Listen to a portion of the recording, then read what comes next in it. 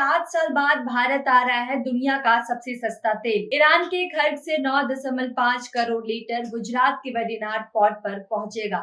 अंतर्राष्ट्रीय बाजार के कच्चे तेल की कीमत पहली बार 2022 के बाद 100 लीटर प्रति बैरल से ऊपर चली गई थी। तब से लगातार इससे ऊपर बनी हुई है, पर ईरान का ये तेल अब भी बहुत सस्ता है। 4 अप्रैल यानी कि आज ये तेल गुजरात के वेडिनार पोर्ट पर पहुंच जाएगा। नमस्कार, मैं लक्ष्मी यादव और आप देख रहे हैं मॉर्निंग इंडिया। भारत में आ रहा दुनिया का सबसे सस्ता तेल। मिडिल ईस्ट में चल रहे युद्ध और इसकी वजह से कच्चे तेल की लगातार बढ़ती अंतर्राष्ट्रीय कीमतों के बीच भारत के लिए एक बहुत बड़ी राहत की खबर आई है।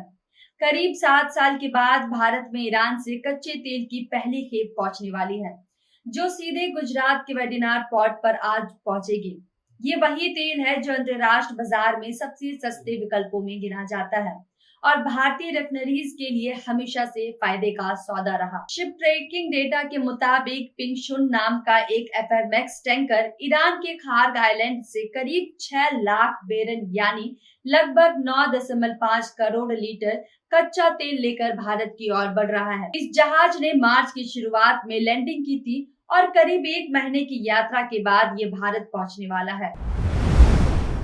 ये तेल डिलीवरी क्यों बेहद अहम मानी जा रही है? क्योंकि मई 2019 के बाद ये पहली बार है जब भारत में ईरान से तेल आ रहा है। उस समय अमेरिका के कड़े प्रतिबंधों के कारण भारत समेत कई देशों में ईरानी तेल आयात रोकना पड़ा था, लेकिन अब हालात बदल गए हैं। अमेरिका ने हाल ही में 30 दिन की एक अस्थायी छूट दी है, जिसके तहत समुद्र में पहले से मौजूद ईरानी तेल को खरीदना जा सकता है। कमोडिटी एनालिटिकल्स फर्म क्लेपर के अनुसार ये डील ऐसे समय में हो रही है जब भारतीय रिफाइनरों के पास स्टॉक कम हो रहा है और अंतर्राष्ट्रीय बाजार में कच्चे तेल की कीमतें बढ़ रही है।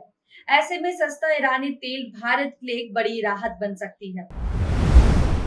कौन खरीदेगा ये ईरानी तेल? ईरान का खार्ग आइलैंड उसकी तेल सप्लाई का सबसे बड़ा केंद्र है, जहां से करीब 900% निर्यात होता है, लेकिन ये इलाका मौजूद भू राजनीतिक तनाव के चलते संवेदनशील बना हुआ है।